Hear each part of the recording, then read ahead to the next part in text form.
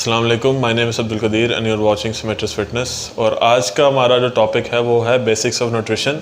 अगर आप इस फील्ड में न्यू हैं और आप इसके बारे में और नॉलेज रखना चाहते हैं तो आज की ये वीडियो आपके लिए काफ़ी हेल्पफुल रहेगी।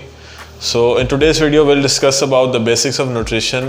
मैक्रो न्यूट्रिएंट्स क्या होते हैं, माइक्रो न्यूट्रिएंट्स क्या होते हैं और इसकी इंपॉर्टेंस क्या होती है हमारी बॉडी बिल्डिंग और फिटनेस इंडस्ट्री में। So stay tuned and hope you like the video.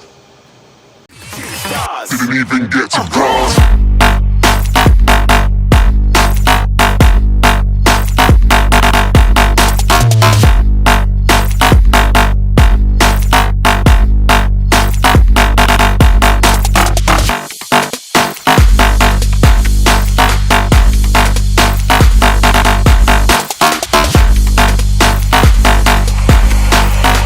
I said I'm moving too far.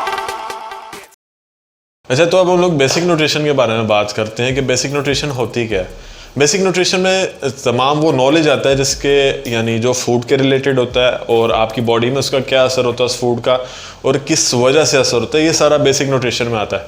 तो इस न्यूट्रिशन में, इस नॉलेज में हम लोग वो चीज़ें पढ़ेंगे और वो चीज़ें मैं आपको बताऊँगा जो अगर आप एक फ़िटनेस जर्नी स्टार्ट करने वाले हैं या तो आप एक न्यू जिम ज्वाइन की और बॉडी बिल्डिंग में जाने लगे हैं तो आपके लिए काफ़ी इंपॉर्टेंट करार देंगी। So watch the video till the end और इंशाल्लाह at the end of the video आपको तमाम बेसिक्स ऑफ न्यूट्रिशन पता लग गई होंगी। अच्छा, अब काफ़ी लोग मेरे से पूछते हैं कि कदीर यार इसकी इंपॉर्टेंस क्या है, बेसिक्स ऑफ न्यूट्रिशन की इंपॉर्टेंस क्या है। हम लोग सीधा जिम जा सकते हैं अंडे शंडे खा लें, लोग जो कहते हैं वो खा लें, हमारी बॉडी बन जाएगी क्या? लाजमी नहीं है। कईयों का काम कर रहे थे, आप साल डेढ़ साल ऐसे ही लगे रहें, आपकी बॉडी में कहीं तो डिफरेंसेस आएंगे। लेकिन अगर आपको ये नहीं पता कि आपकी बॉडी में हो क्या रहा है, आपकी बॉडी में क्या रिस्पॉन्सेज हैं ड्यू टू सेवरल फूड्स, तो आपको कैसे आप किस तरह इस जर्नी को एंजॉय करेंगे और अपने बारे में लर्न करेंगे। It's all about the learning. आप जितना लर्न करेंगे ना अपनी बॉडी के बारे में और इस फील्ड के बारे में और आपके इंटरेक्शन से जितना इस फील्ड में आपको फ़ायदा मिलता है या नुकसान मिलता है वो आपके लिए बेहतर है। तो इसलिए बेसिक्स लर्न करना ना लाजमी है। सो अभी हम लोग आगे डिस्कस करते हैं कि न्यूट्रिशन में होता क्या है। अच्छा, अब जब हम लोग न्यूट्रिशन की बात करते हैं ना तो इसमें सबसे पहले आ जाती है मैक्रो न्यूट्रिएंट्स। और मैक्रो न्यूट्रिएंट्स में वो क्या चीज़ें आती हैं? मैक्रो न्यूट्रिएंट्स में सिर्फ 3 चीज़ें आती हैं, वो हैं protein, carbs and fats. Protein का क्या होता है, कार्ब्स क्या होते हैं, फैट क्या होता है, अब हम लोग डिस्क्राइब करते हैं इसे और इसको जानते हैं। प्रोटीन होता है आपके किसी भी अमाइनो एसिड का जो सोर्स होता है ना, उसमें से जो अमाइनो एसिड का यूजुअली सेकंड नेम है प्रोटीन। अब अमाइनो एसिड के तरह तरह की डिफरेंट टाइप्स हैं, उसके तरह तरह की एक्सप्लेनेशन है, क्लासिफिकेशन हैं, तो हम लोग उसको किसी और वीडियो में डिस्क्राइब कर लेंगे। अभी हम लोग जो है ना उसके बेसिक्स के बारे में बात करें। प्रोटीन होता क्या है और उसका काम क्या हमारी बॉडी में। प्रोटीन किसी भी मीट सोर्स, किसी भी डेयरी या तो आपके जो है ना वेजिटेरियन सोर्स से भी मिल जाती है और इसका मेन काम होता है आपकी मसल की रिपेयरमेंट, आपकी बॉडी में जितने भी डैमेज टिश्यूज़ हैं related to the amino acids और जिनका अमाइनो एसिड्स की चेन्स के रिलेटेड जो भी डैमेज है वो आपकी बॉडी में सिर्फ प्रोटीन रिपेयर कर सकती है और कोई नहीं चीज़ रिपेयर कर सकती। तो प्रोटीन क्या है? एक रिपेयरिंग कह लो मटीरियल है। बॉडी उसको यूज़ करके आपके मसल को रिपेयर करती है। आपका मसल जब रिपेयर होता है तो ऑब्वियसली उसने बड़ा होना होता है, इसलिए प्रोटीन का बॉडी बिल्डिंग में सबसे मेन रोल है। और बेशक आप न्यू भी हैं, इमेचर हैं या तो प्रोफेशनल हैं, आपको भी पता होगा कि प्रोटीन का कितना इंपॉर्टेंट रोल है हमारे बॉडी बिल्डिंग में और मसल को कॉन्स्टेंटली ग्रोथ देने के लिए और मेटाबॉलिज्म को भी कंट्रोल करने के लिए। So therefore protein is one of the most important factors, micronutrients in this field. So therefore आपको इन चीज़ों ख़ासतौर पे प्रोटीन को है ना काफ़ी अच्छी मिकदार में अपनी बॉडी को देना चाहिए ताकि आपकी ग्रोथ होती रहे और आपका जो आप जिम में टाइम लगा रहे हैं वो आपका ज़ाया ना जाए और उसका कोई ना कोई फ़ायदा हो।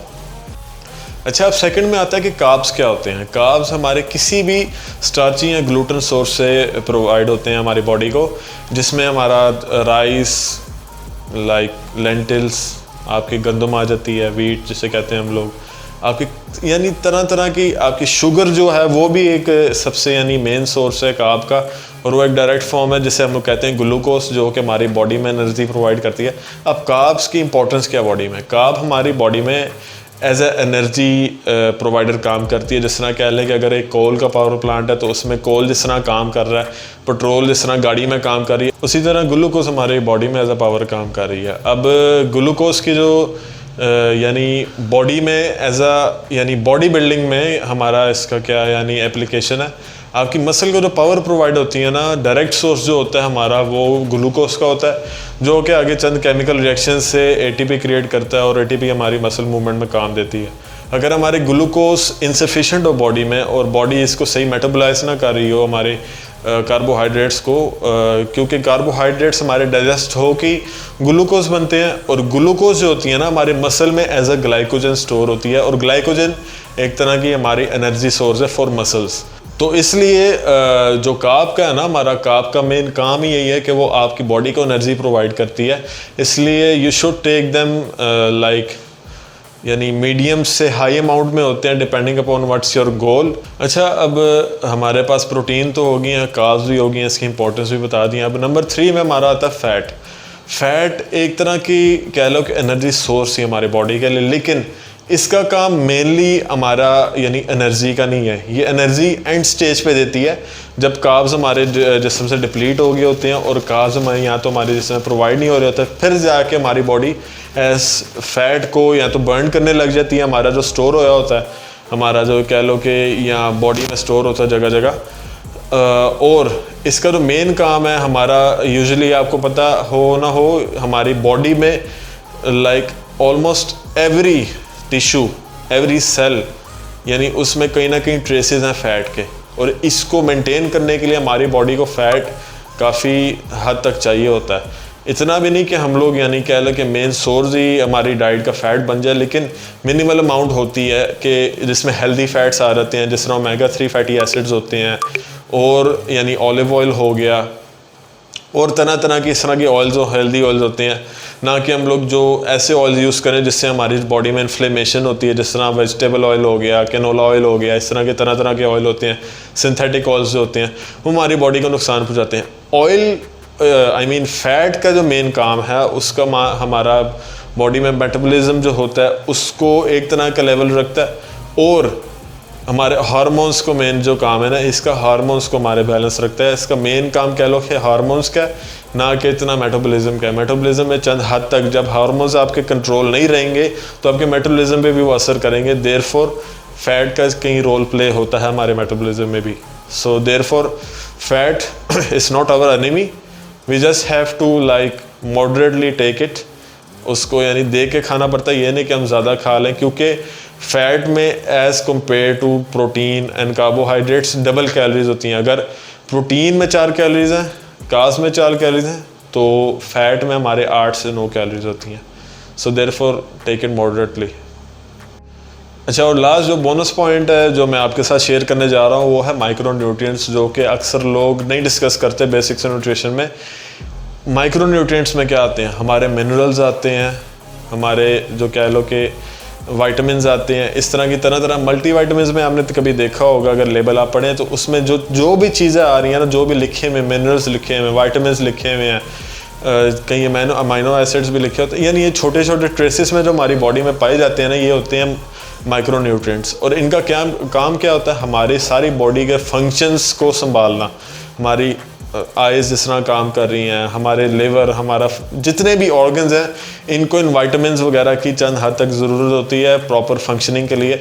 अगर हमारी बॉडी को अगर ये प्रॉपर प्रोवाइड ना हो तो ये हमारी बॉडी में डेफिशिएंसीज आ जाती हैं, और जिस तरह की माल न्यूट्रिशंस हो जाती हैं, तो उसको हल करने के लिए ये मल्टीवाइटामिन्स ली जाती हैं। अगर आप अब एक प्रॉपर डाइट फॉलो नहीं कर रहे जिसमें आपकी मल्टीवाइटामिन्स पूरी नहीं हो रही, तो आपको चाहिए कि आप मल्टीवाइटामिन्स लें और लाजमी लें। और बॉडी बिल्डिंग वगैरह में इसका काफ़ी हद तक काफ़ी कह लो कि असर है। एफिशिएंसी आपकी जो बॉडी बिल्डिंग में है ना, प्रोटीन सिंथेसिस होता है, और आपकी जो मसल बिल्डिंग एफिशिएंसी है वो आपकी काफ़ी हद तक अच्छी हो जाती है जब आप मल्टीवाइटामिन्स वगैरह लेते हैं, क्योंकि ये आपको कह लो कि एक तरह की नरिशमेंट इफेक्ट देते हैं आपकी मसल बिल्डिंग में।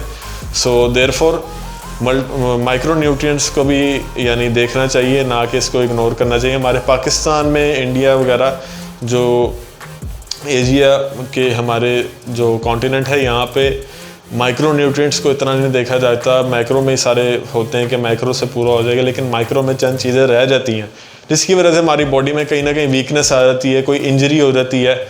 देयरफॉर इन चीज़ों को देखना पड़ता है। So guys, this is it, hope you like the video. अगर आपको कोई क्वेश्चंस हैं, कोई भी डाउट है, कोई भी चीज़ मैंने अगर गलत बोल दी है, you can surely ask in the comments. So इंशाल्लाह I will reach out to you guys, और मैं उन्हें बेस्ट एज पॉसिबल आंसर करने की कोशिश करूँगा। If you like the video, hit the thumbs up और सब्सक्राइब कर लें हमारे चैनल को, क्योंकि हम लोग बहुत सा ऐसा कंटेंट अपलोड करने वाले हैं। शुक्रिया।